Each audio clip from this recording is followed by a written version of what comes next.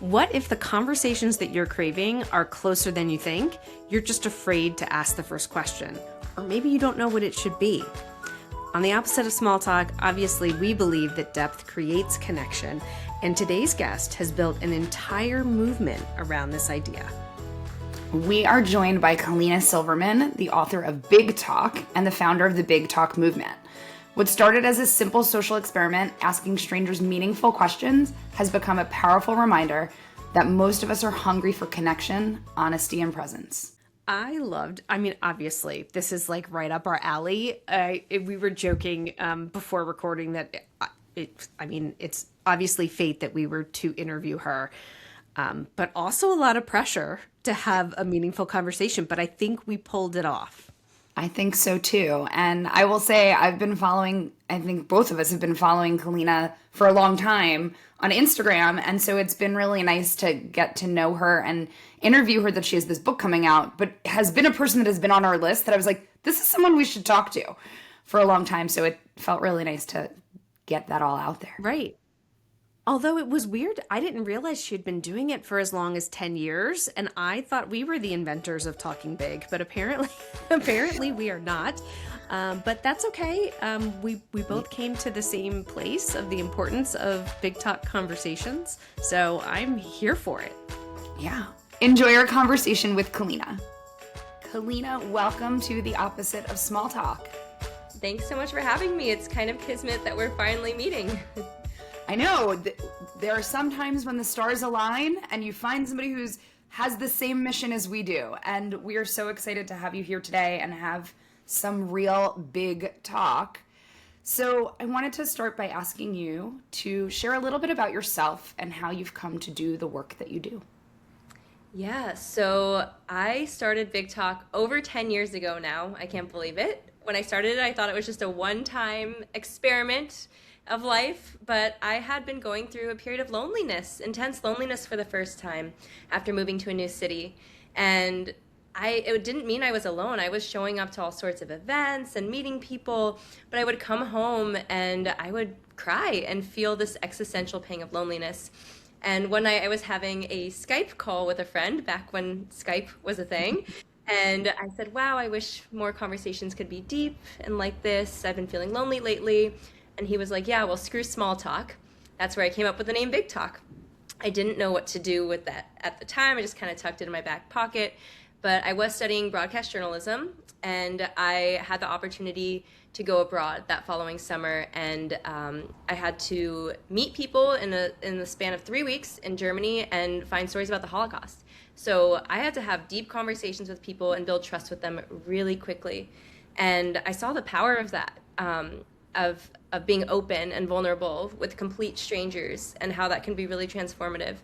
And on the last day in Germany, I saw a question written on the Berlin Wall, and it said, what do you want to do before you die?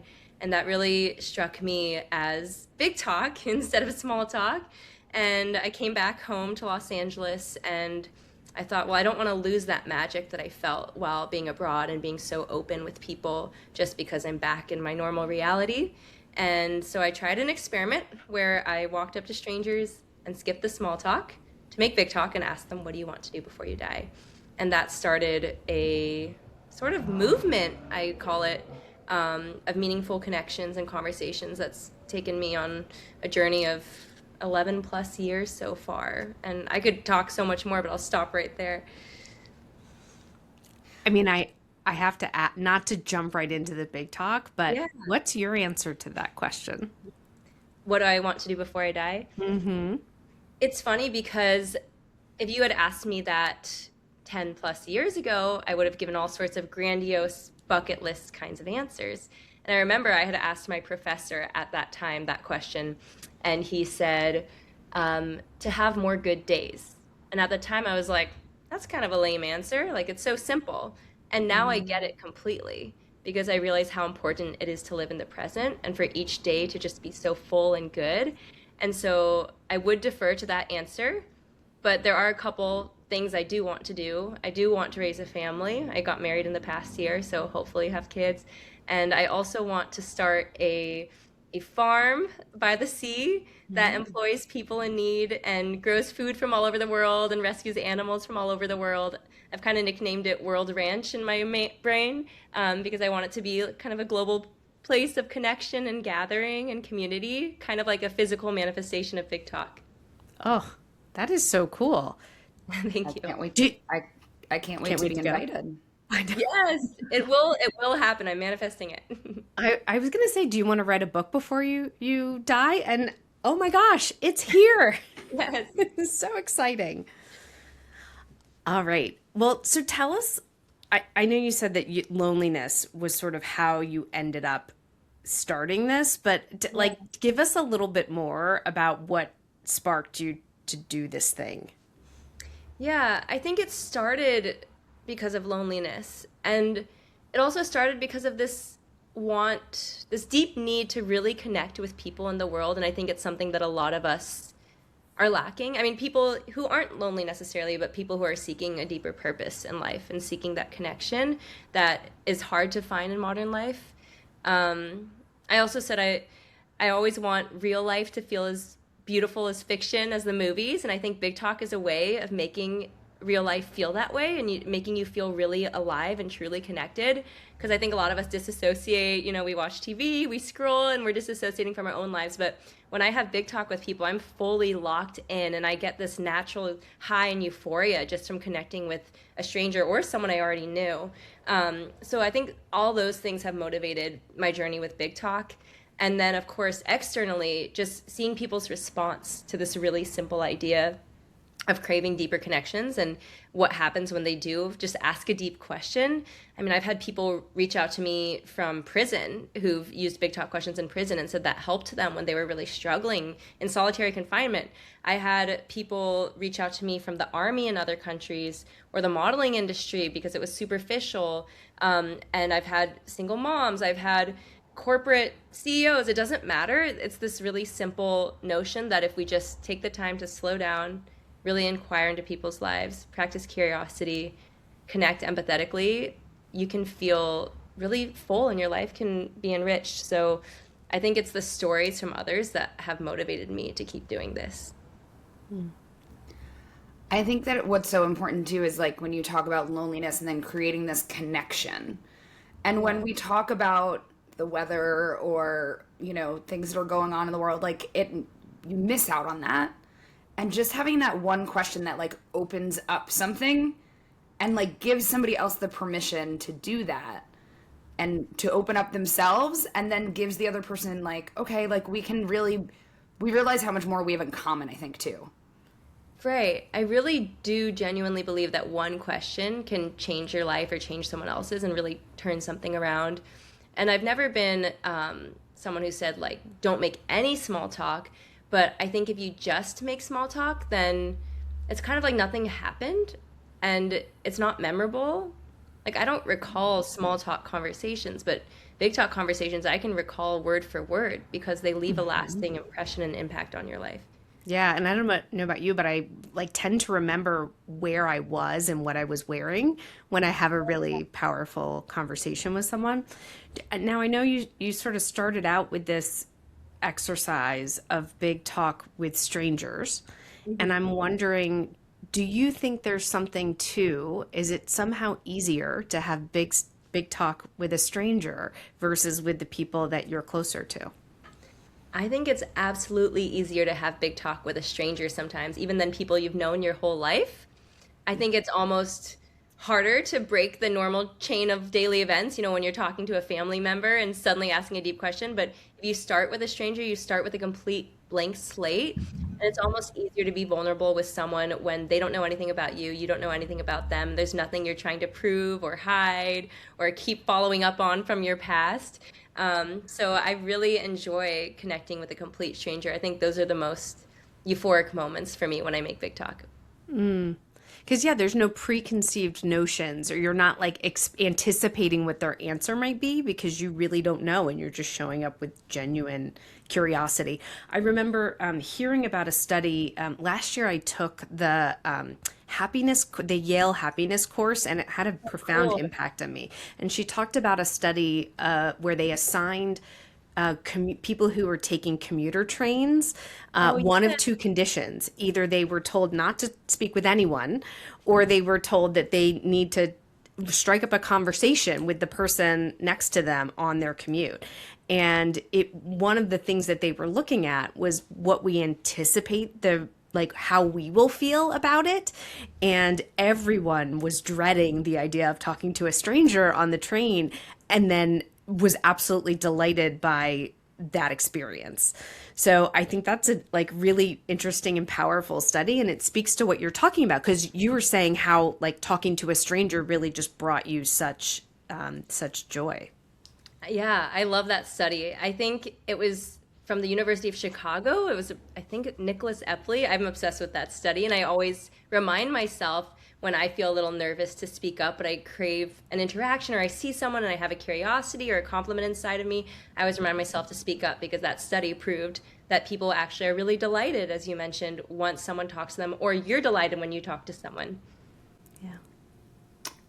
Can you tell us, have you had any like crazy experiences of approaching a stranger and asking them, what do you want to do before you die? Or whatever other big talk question? I always think about the very first Big Talk video I made that kind of launched this grassroots movement, and how I went to Beverly Hills one morning and I talked to a man who was sitting on a bench with the suit on and sunglasses and a watch and a briefcase, and I asked him if he wanted to make Big Talk, and he was like, I only have a couple minutes. And I asked him, what do you want to do before you die? And he burst into tears and said that he wished he spent more time with his family and less time working, and that his mom was asked that question before she died.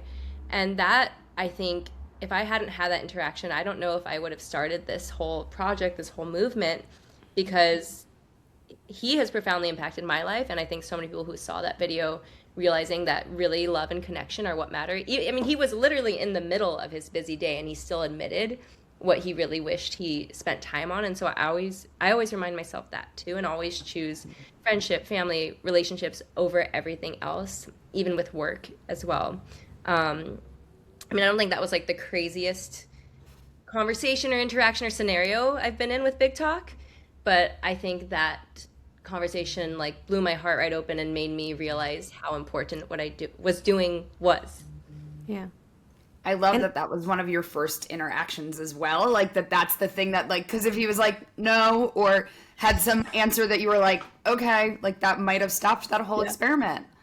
Yeah. If he Yeah. was just like, I want to be the CEO, Yeah, I know. it'd It be like, oh, really, I great. think that was like the universe telling me that I was on to something. Because I remember I was just doing this project. I didn't really have like an outcome or an end game. I was just seeing what happened. I had talked to like 20 strangers, but like nothing really like hit me like that conversation. And after that, I remember feeling like, whoa, I've got it. I have like solved this experiment. I'm going to edit this all together into a video, see what people think of it. And I had people all over the world reaching out to me saying how this video genuinely like moved or impacted them or made them reconsider their lives. Do you want to give us a little bit? You have a new book, which Yeah. is out in the world, Big Talk.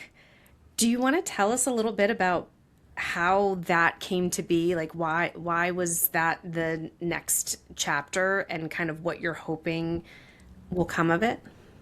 Yeah, as I mentioned, I've been making Big Talk for 10 plus years. I've been having conversations with strangers on the street. I've covered disasters as well and set up interviews for social impact causes. I've led workshops all over the world for how people can make Big Talk in the course of an hour in that given space and time.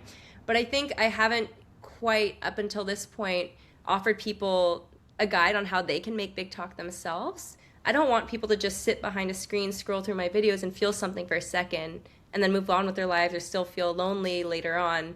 I want to give them the tools to make Big Talk as well. And I'm so glad I had the chance to kind of pour everything I've learned over 10 years. I know there's probably still so much more. And I'm sure in a couple of years I'll be like, oh, I should have added that to the book and that and that. But for now, this is everything I know about how to make Big Talk and what's helped me lead this life of connection and purpose. And so I just kind of chucked it all into that book, put a bunch of sample questions to ideas, activities, stories that'll inspire people So hopefully it's just like a feel-good guide on how to make big talk. It's like having a friend with you to encourage you to connect with others. What is something that is a through line, maybe that you've seen with all of these strangers that you've talked to? I have asked people all kinds of questions in conversations. And I would say, let's say I ask 5 questions in each big talk conversation or something that I share online. I would say one answer always ends up coming back to love, whether it's family, friends, strangers, or love for self. Everything ties back to love, as cheesy as that sounds. And also, another through line is that when I'm making big talk with people in real life, there's none of that fear and hate and division that we feel when we're online and when we watch the news or consume media. I don't feel that at all when I'm connecting with a stranger, even if there's someone who actually has different political views than I have or has a totally different worldview. When I'm in person with someone, and even if they're talking about their beliefs or their religion or politics, after we've already connected, I don't feel vitriol towards them like you might feel online based on one thing someone might post. So I think that's really important and also something we really need in our society right now to heal. Yeah, what do people say? It's hard to hate people up close. Yes, I And love that. I'm going to start using that. yeah, and but it's really easy when you're on the other side of a screen to say, well, Totally. they said this thing, and now I believe all of these other things about them, Yeah. when that's just such a small part of who anyone is their political beliefs, or is their, it's a small part of who you are. And I think if we could be better at seeing, like, okay, yes, we disagree on this issue, but we agree on that issue, and I really am interested in what you think on this issue, like, and that there is this whole thing, and we've talked about that a lot on this podcast, of how we can be so divided, or we feel so divided, and when you actually break it down, like, we're not. But and that's also, I think there's a bigger conversation there of, like, it's good for us to be divided for some people, right? To make people believe that we're so different, it makes the world kind of where we are today feels like the reason we're there today is because everybody believes that we're all so different. Right. There's ulterior motives that a lot of people have for dividing us, and we can't give in to those because those do nothing for us at all. And when I ask a big talk question, I always have a few criteria, and one of them is that it's a universal question, meaning anyone in the world could answer it, no matter who they are, what they do, where they're from. And the other is that it's an open-ended question that reveals something from a personal experience. So it's not just like a fact-based question or asking you your political opinion or this or that. It's saying what from your personal experience has shaped who you are. And then finally, just that it's not like a yes or no question, because that can cut a conversation short pretty quickly. I love that you give big talk questions, and it's so funny. Have you ever heard of the book Big Magic by Elizabeth Gilbert? She talks about creativity, and one of the concepts that she talks about is this idea of multiple discovery.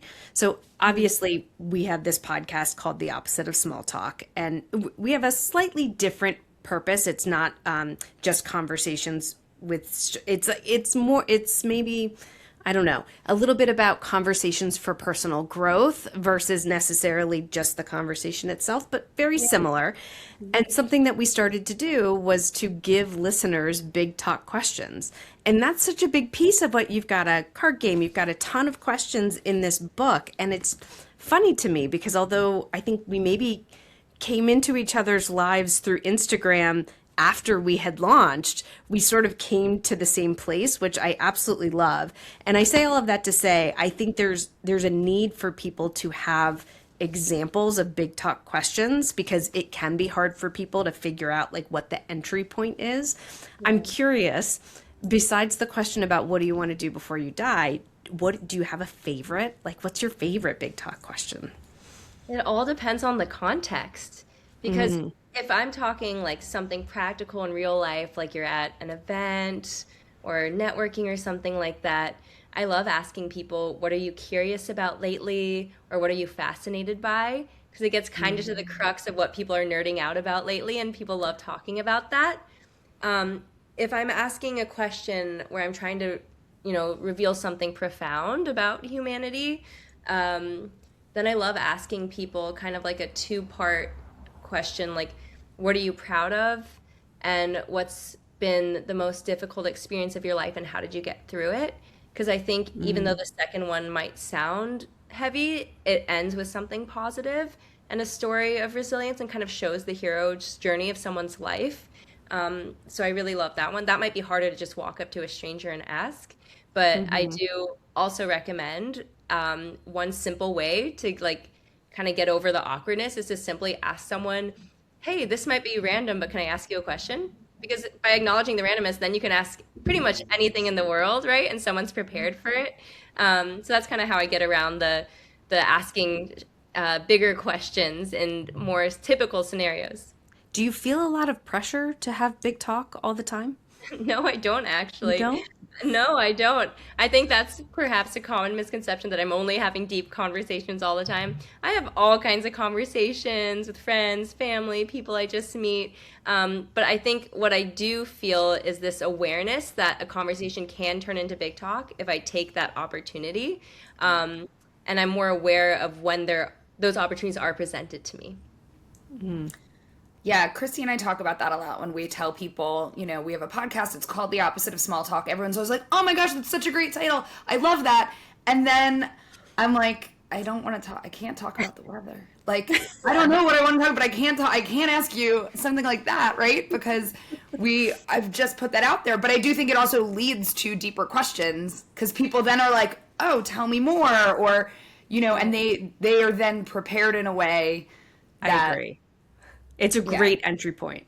It is. It's great. It's like having this passport to like, you can talk to me about anything now, and I can talk to you about anything once they know what you do. But I know not everyone has that. And so sometimes you have to, practice and find entry points.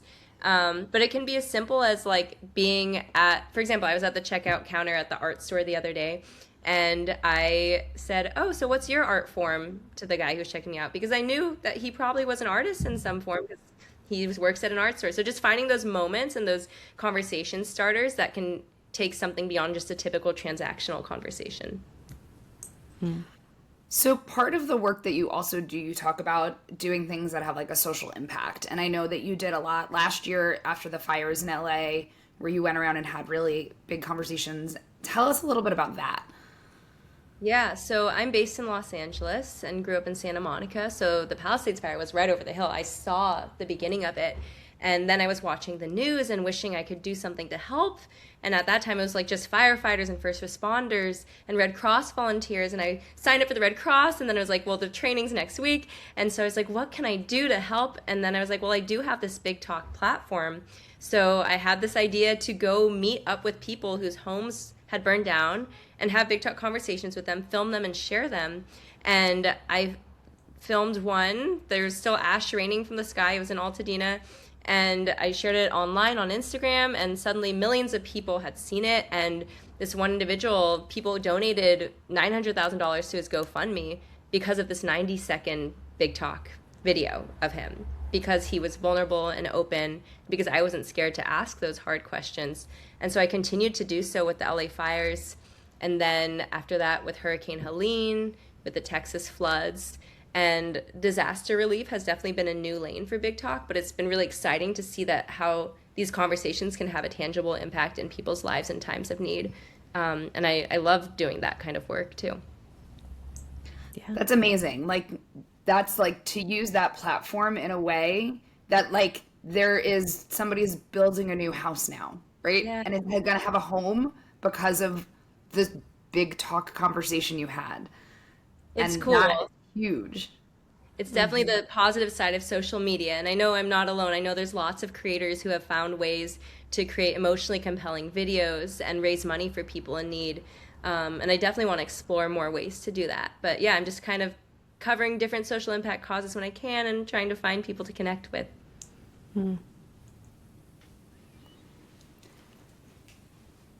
Why don't we do some Big Talk questions? Do you I want to? love that. Okay. Did I pull some out, or do you want to ask Yeah. them? No, Yeah. No, let's pull you them out. pulled them out. Okay, so I have a box of Big Talk questions. I'm gonna just pull out a few and then see which one I might ask. Does it matter? Will you both answer? You choose. You're in charge, Kalina. Okay, okay. Ooh, actually, I do like this one. And I'm going to add an ending to it. So this question is, what are your favorite gifts you have received? But I'm going to add that don't cost money. Ooh.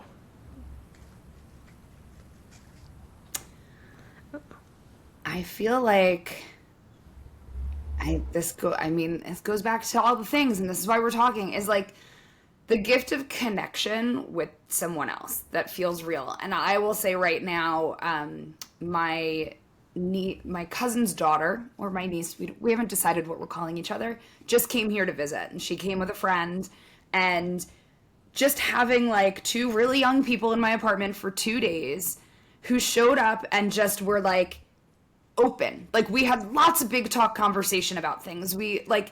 And it just was really great to connect on a level with someone who is of a different generation than I am, who was able to show up. Like, we just had a really great time and like deepen our relationship. And then also meet this other person, Mia. She was awesome. Like, we just had such a great time. Like, when you connect with somebody on a level that it just feels so natural, that is a gift that I'm very thankful for. Love that. That's a great gift. Okay, so I do have to mention my gift that cost money, which was My Little Pony.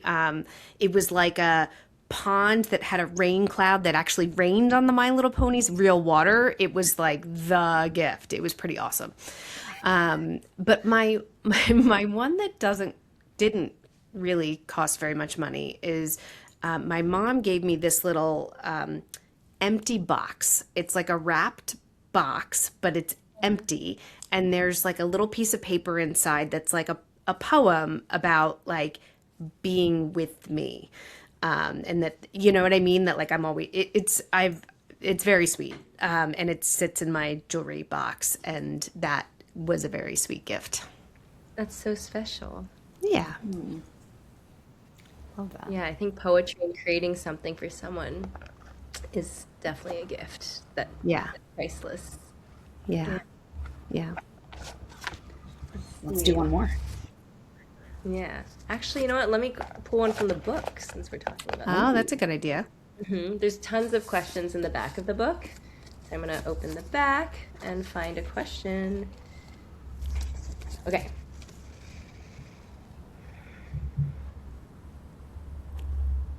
What is a fear you would like to conquer?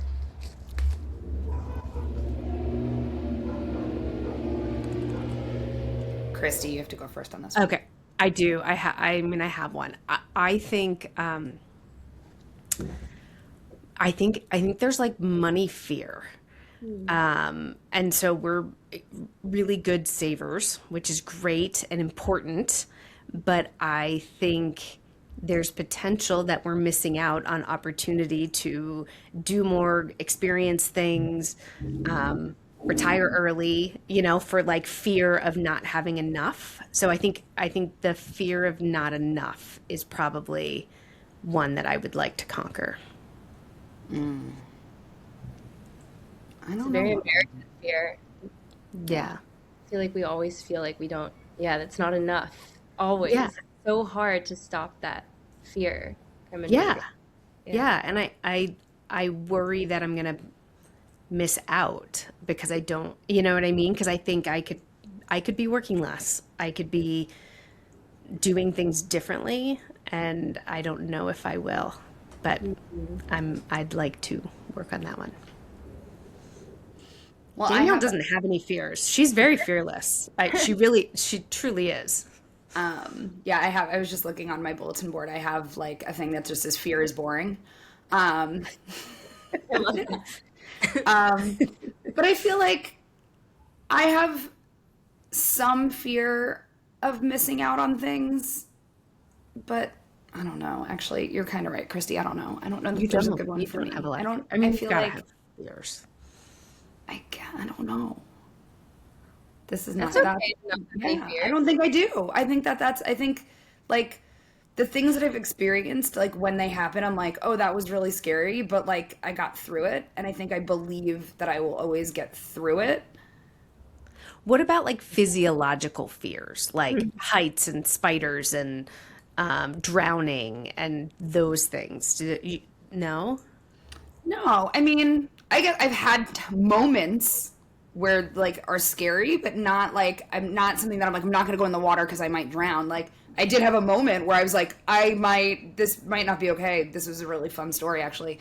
I was in Italy and we were in Capri at the Blue Grotto and it was closed because someone had died in it before and they closed it. And the only way to get in is you go into this like little what do you call it? A little boat, and you have to like lie down to get into it. We were on like our own charter boat, and the guy was like, "Oh, you could go swim in there." And the day that we did it, the first day, I didn't swim that day because we had been swimming all day, and I was like, "I'm not as strong of a swimmer as I thought I was."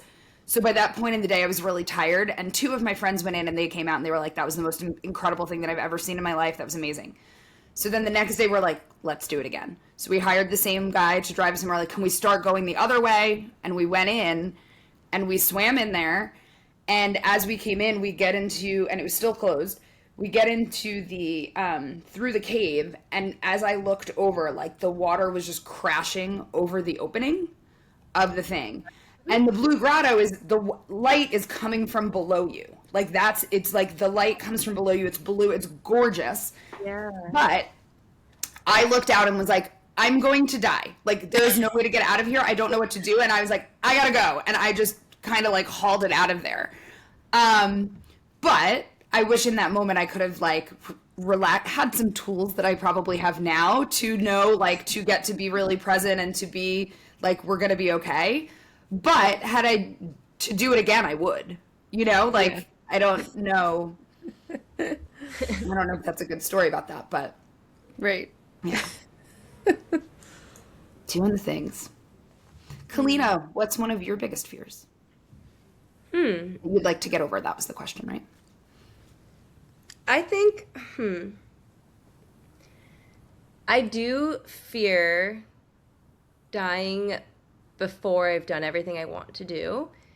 And I fear it in the sense that I think maybe because I watch the news, it seems like there's just so many random accidents and disasters all the time. And I fear that I'll have lived a boring day and then an accident happens and I'm like, that was it? I didn't That get was the everything last done. day. Yeah, that was my last day. So I think this fear of not doing enough before it's time sometimes haunts me in a way that I'm like, there's nothing I can do about it. Every Yeah. time I get in an airplane, I like kind of just like say a little prayer.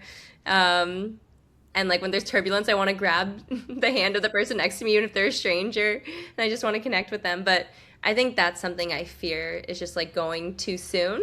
Yeah. But I mean, I try to live my life to the fullest, but there's always more we can do. But I think Do you have anyone in your life that you lost too soon that exceeds that?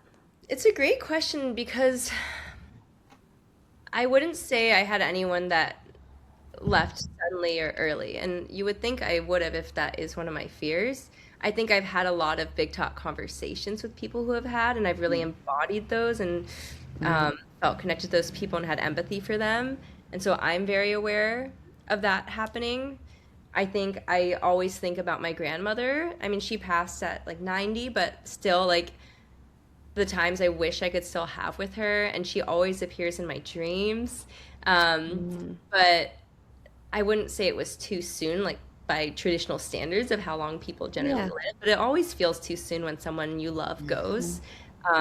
So yeah, I just fear being one of those too soon people because, I travel a lot, I surf, I take risks, I drive to disaster zones, so you never know. You never know. Right. Right.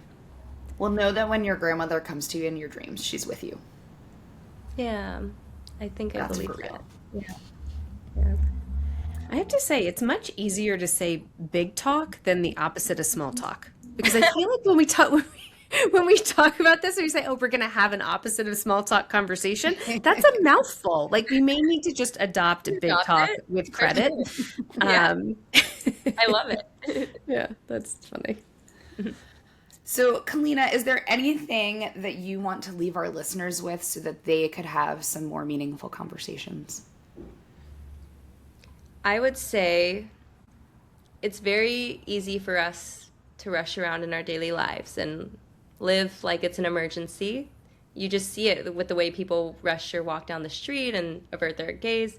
But every time you rush, you are missing out on an opportunity for connection. And a real meaningful connection, a loving connection. So I would say slow down. As simple as it sounds, look up and smile at people. If you have a question or a compliment or a curiosity or an idea inside of you, just say it out loud, because you never know how that one conversation could change your life or change someone else's. I love that. And thank you so much for getting our message out there too, right? We have the same message of like, have bigger, more meaningful conversations.